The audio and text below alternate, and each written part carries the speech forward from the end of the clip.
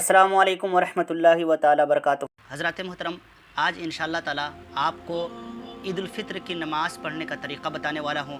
کیسے نماز پڑھیں گے، کیسے نیت کریں گے، کب ہاتھ کو باندھیں گے، کب ہاتھ کو چھوڑیں گے، کس طریقے سے نماز کو پڑھیں گے، یہ مکمل ویڈیو آپ دیکھیں اور اپنے دوستوں کے ساتھ بھی شیئر کرنے کی کوشش کریں۔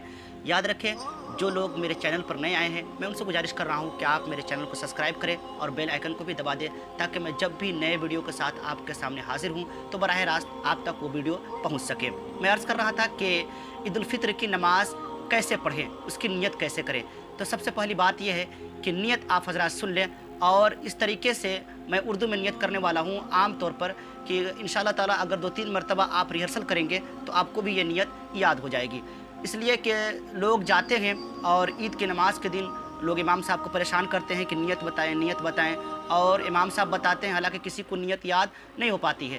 تو ظاہر سی بات ہے کہ ہمیں نیت یاد کر کے جانا چاہیے تاکہ دوسرے کو دیکھ کر کے ہاتھ اٹھانا اور چھوڑنا نہ پڑے، مکمل طریقہ آپ سیکھ کر کے جائیں۔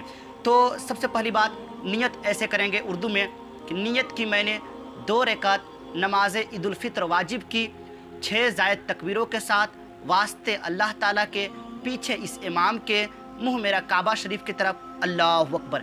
اس طریقے سے آپ نیت کر کے اپنے ہاتھوں کو ناب کے نیچے باندھ لیں، اور باندھنے کے بعد ثنا پڑھیں گے۔ ثنا پڑھنے کے بعد پھر اپنے کانوں تک اپنے ہاتھ کو لے آئیں گے اور ہاتھ کو چھوڑ دیں گے، پھر دوسری تکبیر کہیں گے اور کانوں تک اپنے ہاتھوں کو لائیں گے، پھر چھوڑ دیں گے، پھر تیسری تکبیر میں اپنے ہاتھوں کو کانوں تک لائیں گے اور ڈائریکٹلی آپ اپنے ناف کے نیچے ہاتھ کو باندھ لیں گے۔ پھر امام صاحب قرأت کریں گے، سورہ فاتحہ کی تلاوت کریں گے اور کسی آیت کی بھی تلاوت کریں گے۔ اس کے بعد رکوع اور سجدہ کریں گے۔ پھر رکوع اور سجدہ سے اٹھیں گے دوسری رکعت کے لیے تو ڈائریکٹ امام صاحب قرأت کریں گے، یعنی کہ سورہ فاتحہ کی تلاوت کریں گے اور کسی اور سورت کی تلاوت کریں گے۔ تلاوت کرنے کے بعد امام صاحب اپنے ہاتھوں کو اٹھائیں گے، اللہ اکبر، تو آپ کو بھی ہاتھوں کو اٹھا لینا ہے۔ پھر اللہ اکبر ہاتھوں کو اٹھا کر کے، اور باندھنا نہیں ہے بلکہ ہاتھوں کو چھوڑ دینا ہے۔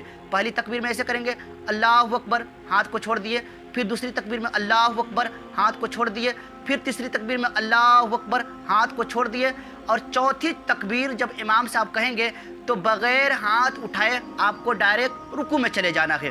اس میں بہت سارے لوگ دھوکہ کھا جاتے ہیں کہ جیسے ہی اللہ اکبر امام صاحب کہتے ہیں نا، یہ سورہ فاتحہ کی تلاوت اور کسی سورت کی تلاوت کرنے کے بعد جب امام صاحب اللہ اکبر کہتے ہیں تو ہم کو اپنے کانوں تک ہاتھ کو لانا ہے، بہت سارے لوگ رکوع میں چلے جاتے ہیں۔